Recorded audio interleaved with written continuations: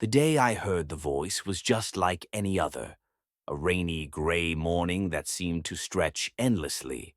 I had taken up a part-time gig cleaning an old community center. It wasn't glamorous, but it paid the bills.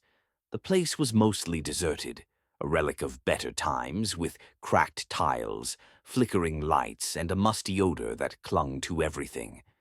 I had been working there for weeks without incident, and the monotony was almost comforting. That day, as I was mopping the main hall, the air suddenly felt heavier, like the room was holding its breath. At first, I thought it was my imagination, but then I heard it, a faint whisper, barely audible. "Help me." I froze, gripping the mop handle tightly.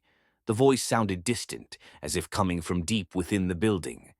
I tried to shake it off, telling myself it was just the wind whistling through the cracks.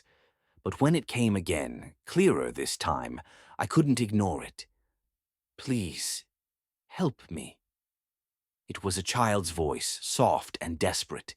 My heart pounded as I followed the sound, leaving my mop and bucket behind.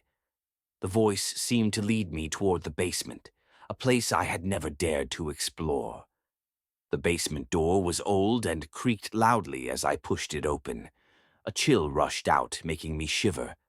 The stairs groaned under my weight as I descended, the dim light from my phone casting eerie shadows on the damp walls. The smell down there was worse, a mix of mildew and something sour. "Help me." The voice was louder now, coming from the far end of the basement. My hands trembled as I walked further in, the beam of my flashlight revealing old furniture, broken chairs, and forgotten storage boxes. In the corner of the room stood a small wooden door, slightly ajar. The voice was coming from behind it.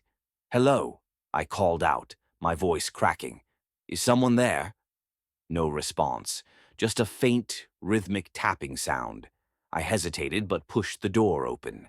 Inside was a tiny, windowless room with walls covered in peeling wallpaper. In the center of the room sat an old doll, propped up on a child-sized chair. It was porcelain, with cracked skin and faded blue eyes that seemed to follow me as I stepped closer. The tapping stopped. I stared at the doll, feeling my skin crawl. There was no one else in the room. No child, nothing. Just the doll. "Help me."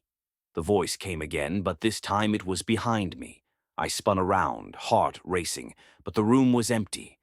The door I had just entered was now closed. Panic set in as I lunged for the handle, pulling it with all my strength, but it wouldn't budge. The voice came again, louder now, echoing around the small room.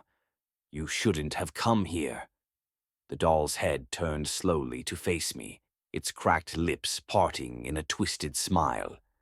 The air grew colder, and the lights on my phone flickered before going out completely.